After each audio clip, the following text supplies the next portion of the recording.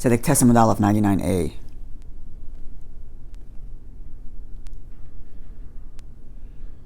Second to last line. Excuse me. We were discussing what the definition is. The verse which we quote, the verse which says, "For the one has desecrated God's word, and his mitzvahs he has undone, and therefore excised he shall be excised." That is to say, the person loses his share in the world to come, as we explained in the last few days. And the Gemara listed different opinions as to what exactly this means. And we began with undermining our faith, undermining the Jew's ability, and then squandering potential. That was yesterday's theme. Squandering potential. One who has the study capacity to learn doesn't, who has capacity to teach and doesn't teach. And now we get to like another stage. It gets like progressively more egregious. And here the Gemara says like this. Second to last line. After the little ches in the parentheses, Rabbi Shua ben Karcha. Rabbi Shua ben Karcha says, anyone who studies Torah and doesn't review it, he moves away from the verse, which is the desecration of God's name, but it's still on the topic of squandering ability. So anyone who studies Torah and doesn't review it, so he has the information but doesn't put the effort to retain it, Adam, he is comparable to a person that plants ve'ena kaitzer but doesn't harvest. In other words, you put the effort into acquiring it, but you're not putting the requisite effort into maintaining it. Like planting, where now you've produced whatever produce you planted, but you haven't taken it home, you haven't brought it home. You could even say it's kind of like it's not just a question of memory, it's also a question of ingraining it into your mind and therefore the way of thinking and into your life. You got the piece of information, and if you don't review it, then you can forget the information. But if you review it, then it becomes part of who you are, and it's like grain that you take it home to eat. Right? It becomes part of your blood, it becomes part of who you are. By reviewing it, you take the information in.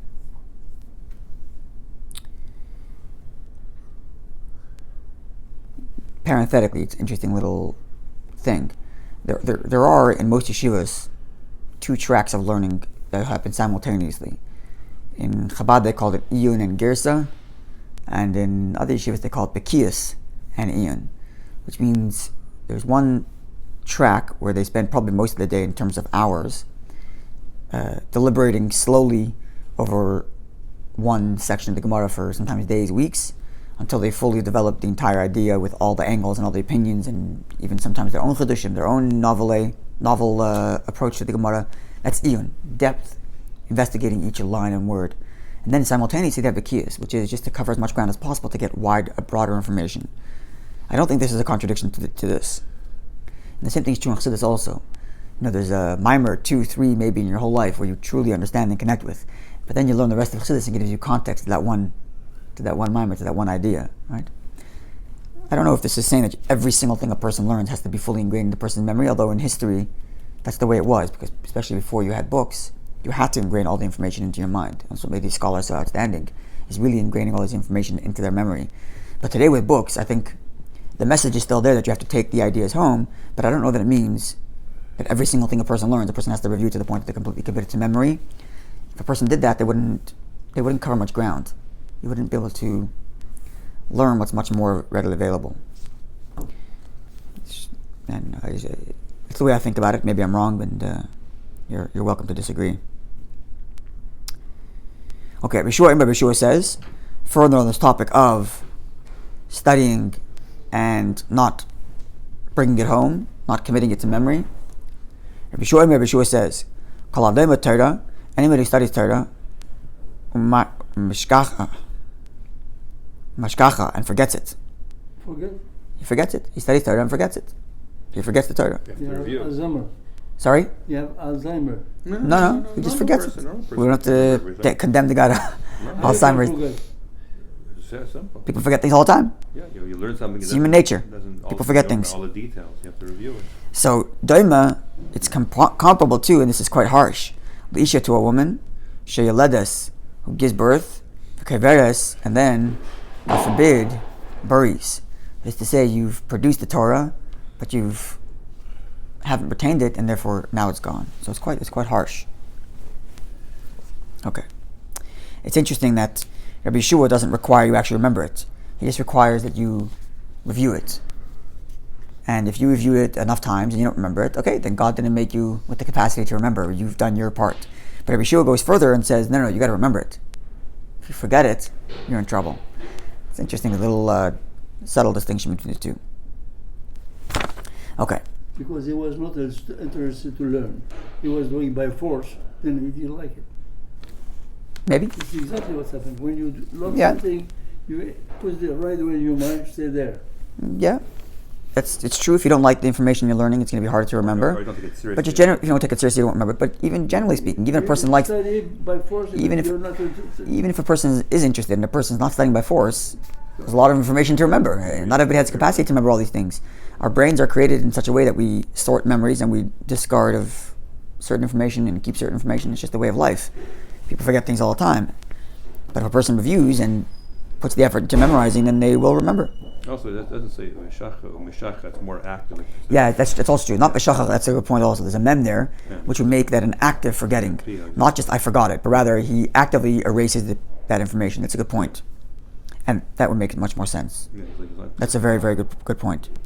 The Gemara is talking about someone who actively erases the memory rather than it just slipped his mind. Thank you for pointing that out. That's very important. I think there's a similar Mishnah, right? In Perek Chelek. That's exactly, yep. Yes. Yeah. But that would make it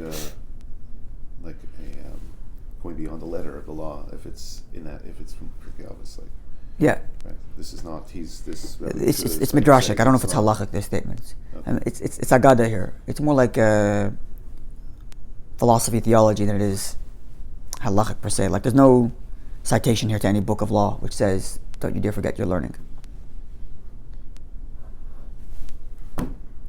Any rate. Okay, Rabbi Kiva says, Zamer b'chol yoim, Zamer b'chol yoim. Sing every day, sing every day. That's why Which means, he was so as Rashi puts it, he organizes learning in such a way that it was like davening. You know, if you say the words of davening every single day out loud, then it's going to take a number of weeks, months, and you'll memorize all of davening. So, likewise, if a person organizes that which he wants to remember that is learning, and he reads through it every single day in this song fashion, even. You know, it's like it's like, yeah, people remember the words of songs because you listen to them again and again, you sing it again and again. So if you have the text of what you're trying to remember and you read it again and again, it'll become part of your memory. Also, parenthetically, the Rebbe would often suggest to people, and I believe the Rebbe told this to my father also. I should confirm this with him, but I'm quite sure the Rebbe told this to my father also in Yechidus, in private audience, to say every day before davening the first half a page of chapter 41 of Tanya. Chapter 41 of Tanya begins in the middle of the page, and to learn until the end of the page, and the first line at the top of the next page. And the basic idea stated there is that a person should consider the fact that God has an entire world, created a massive world, fills all worlds, envelops all worlds, etc., as described there, and should consider that God uniquely positions himself, as it were, to be your king, and thus you in turn accept God as your king. In other words, to acknowledge the awesomeness of the fact that Hashem doesn't care about the millions and billions of things that he's created as much as he does about you in particular. And he quotes the famous Gemara, a person's obligated to say that the world is created for me, right? That's to say that everything's about me. So that would tell people to say this every day before davening, and the idea is that at one point it should become in your memory, and in your memory there's always this line that Hashem wants to be your king and you have to accept Hashem as king. So it's kind of a similar thing like this. A person has his words of Torah as a song, and he keeps on repeating it every day, and then he memorizes it. And that was Rabbi Kiva's statement. Interestingly, Rabbi Kiva is the one that famously only started learning when he was 40.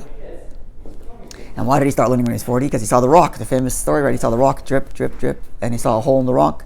So he said if the water can go by consistency, drip, drip, drip, and consistently make it into the rock, then if someone consistently studies Torah, it can go into his mind too.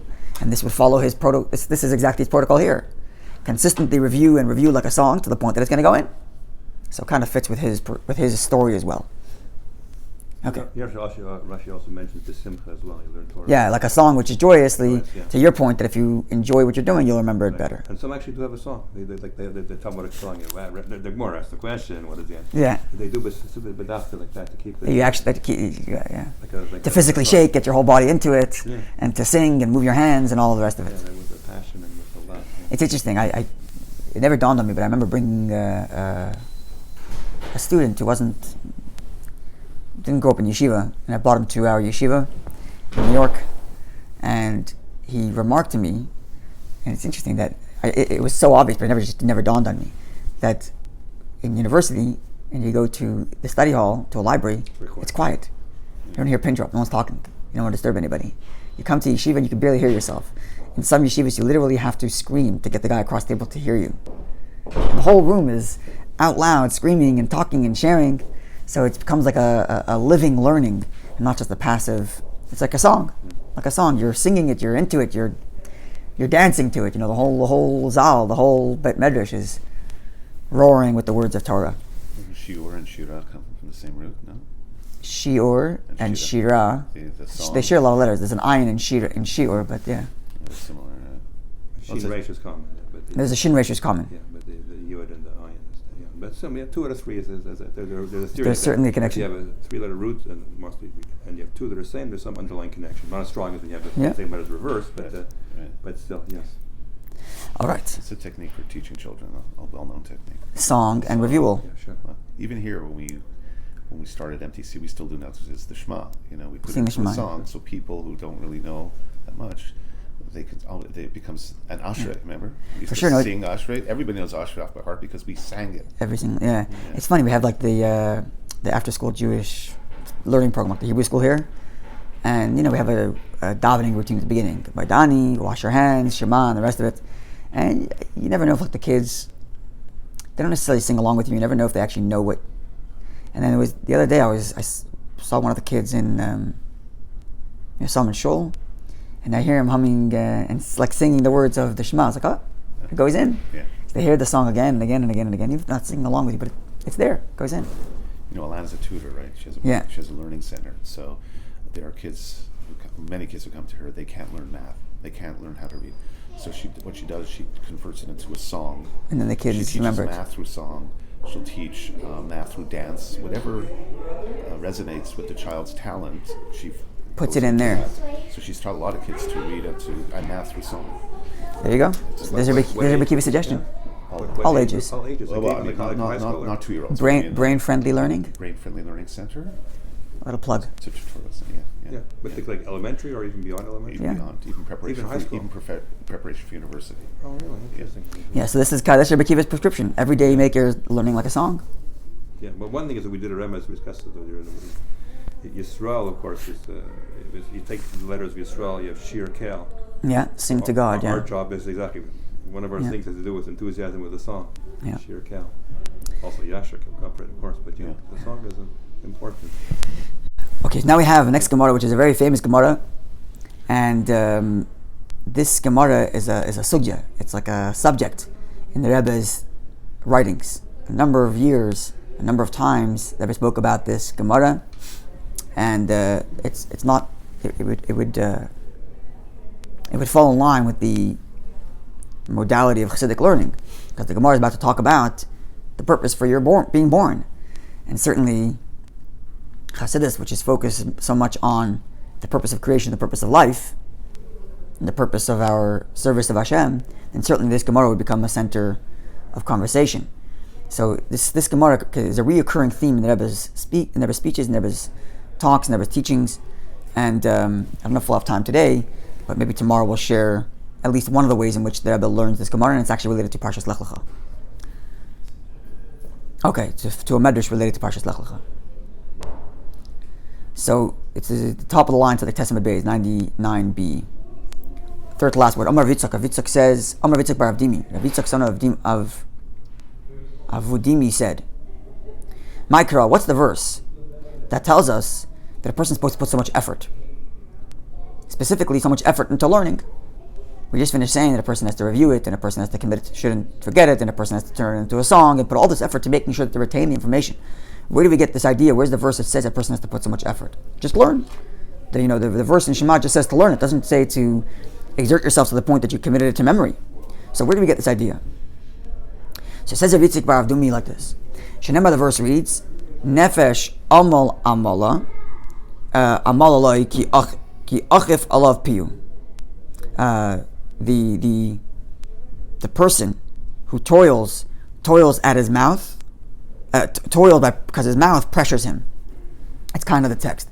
The literal meaning is that he's hungry, and that's why he's working so hard.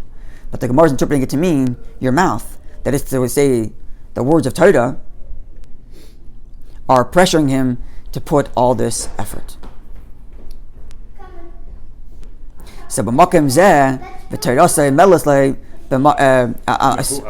who amav makom zeh, he puts effort in this area in living. But his Torah pushes him to put effort elsewhere, meaning it's both the mouth. It's the mouth food eating, so he's putting a lot of effort in trying to make a living. But his Torah is pressuring him in the same mouth pressure to study me more. So there's the verse. Okay, so from here we get to the next Gemara, which is the more famous one. This is the springboard from which the next Gemara comes. Amr Rabbi Lezer says, Kol Adam, every person, human being. Sorry? Ki Adam. Where am I? It's not called Ki Adam. No, it's just Kol Adam. Kol Adam. After that is No, before that. Before that. Yeah. Amr Rabbi Lezer says, Kol Adam, every person, La'amal Nivra is created to toil. Yeah. My uncle, Olav Shalom Chaim, used to tell his children, born to serve. They were born to serve. That's this quotable quote. He would say it all the time. And he did live his life of service, and that's how he created his kid, born to serve. And this is the Gemara. Kol Adam La'amal Nivra. Each Jew, each man is created to serve, to born, to toil, work. That's chapter 41 too. That's right, in that same chapter, that's correct. In those same lines. Shenemar, as the pasuk says, Ki Adam la'amal yulad. For man to toil was born. Why were you born? Answer, to toil. Toil in what? Eini yedeya then. It goes on, the Gemara goes on to say, I don't know. Im la'amal peh. Was a person created for the toil of the mouth? Speech? Nivra, is that why he's created? Im la'amal malacha. Or was created to literally work, physical work, labor. Nivra, and he was created. What was he created for? The labor of speech? Or the labor of work?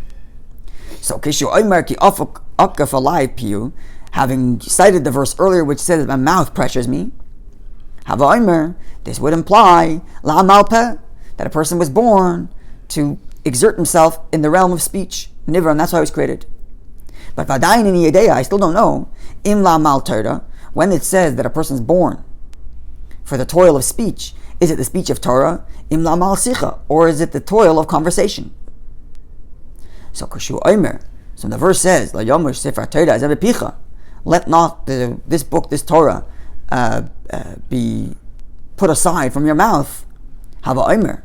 That verse implicates la'amal Torah, that a person was born for the service of Torah, for the toil of Torah. Okay, so let's look at this Gemara. The Gemara says we're born to toil. Toil in what?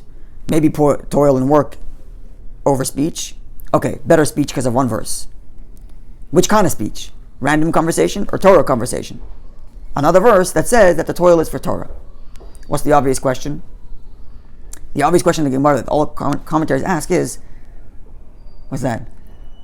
What kind of question is that? Exactly. Micah Mashmalon. Sorry. Your speech is for idle chatter. Yeah. Really? What kind of question? That's great. Yeah. The Gemara's language is Mikara Micah. Mikara Micah Mash. Micah Mash. Mikar myself, What was the question the first? Yeah. Mikara myself. What did you think to begin with? Like, what were you thinking? As if like, oh, maybe I should toil. Maybe I should do random chat. What is going on here?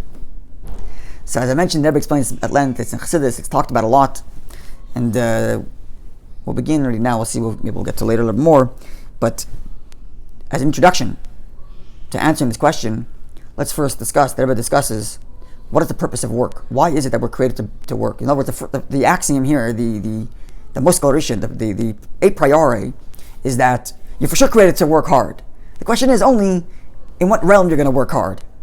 And in some way, all these three things have to be legitimate. Because otherwise, what would you think to begin with? So each of these three works toiling in work, toiling in speech, or toiling in Torah are all legitimate, the ultimate of which being Torah, but they're all legitimate. So, which means there's an inherent value in the notion of working hard. Why?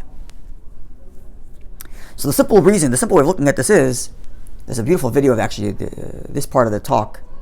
It's on video. I remember watching it. It's Purim, a Farbrengen of the 11th of Nisan, that was birthday, 1972 and 73. They ever talked about this, but I'm pretty sure what I'm about to share with you comes from 1973. And when you hear the Rebbe say it, they were like, builds it up very beautifully. Like you're talking about a song, the Rebbe sings his way through this whole explanation. It's very beautiful. It like lifts you up as you're going one level from another level.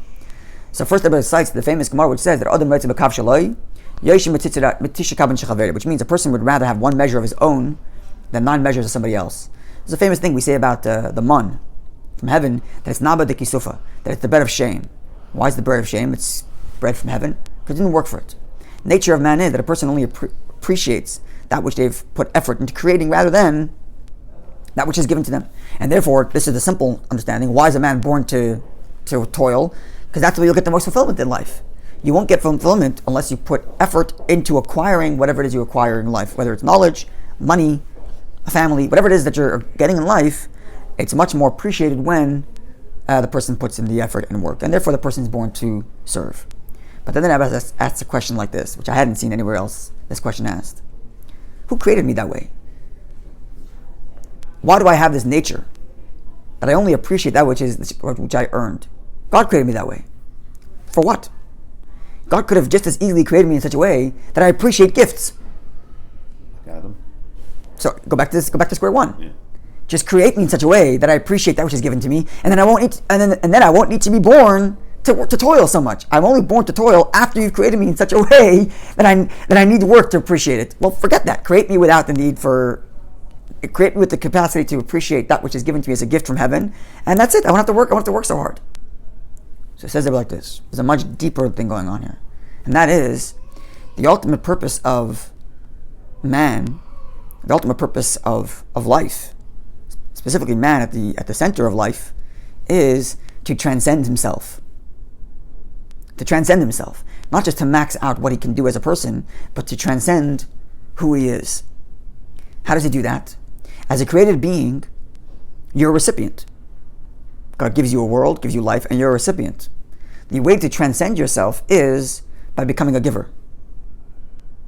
And therefore, God created you in such a way that by nature, you are driven to contribute. And that's what it means. Why is it that a person appreciates that which they've earned rather than that which they're given? Because they feel like they've contributed to that which they have, which they are earning. When they're getting it for free, they didn't contribute anything. So God specifically created us in such a way where our inborn nature is created in such a fashion that we want to earn, we want to give, and we want to contribute. And in this way, like to quote the Medrash, we become shutef in Ma'aseh Bereishit, we become God's partner in creation, as if we are no longer the recipients of God's grace, but we're actually partners with God in investing in creation. And now the question becomes, on what level are we contributing to creation? And here the Gemara gives 3 levels. And to what degree can we become givers? Can we become contributors? And there are 3 levels here. One is on Mal Malacha, work, literally working. You go to work. You provide a service to your community. You provide a product. You contributed, but that's not enough. You got to go to Amal Sicha, the work of speech. What makes a human being different than all other creatures is speech. We're called medaber. We're called speakers. So doing physical labor isn't enough to say you've transcended. But if your behavior, if your actions are done as a sicha, as a speaker, as a medaber, as a human being, with a human dignity and with human honesty, now you've really become a contributor, not just an animal who kicks the grain and also works, as it were, but you're doing work as a human being, as a sicha, as a speaker. But even that is not true contribution, because even your capacity to speak and your capacity to do has been granted to you by God, which means you're still only exercising your capacity as a created being, and thus not truly a giver. When are you truly a mashpia? When you partner in God's Torah. When you're studying Torah, you're no longer exercising your human capacity for contribution. When you're studying Torah, you're exercising the divine capacity for contribution. besides the fact that a Jew can be machadish, can innovate in Torah, and in that way is a contributor, but moreover, Torah itself brings on before this, we're talking about Mashiach's coming, and how Mashiach's coming is created by the study of Mashiach, so by the study of Torah. So our Torah study is not just a contributor within Torah, but actually almost a recreation of the world. Olam Chadash, as a word the Gemara talked about before, the whole world's renewed in this divine way through our study of Torah.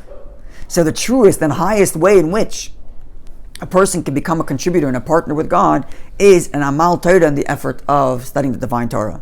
But that doesn't negate the fact you still have to work, and work with amal sicha, work like a human being. So all the three things still remain.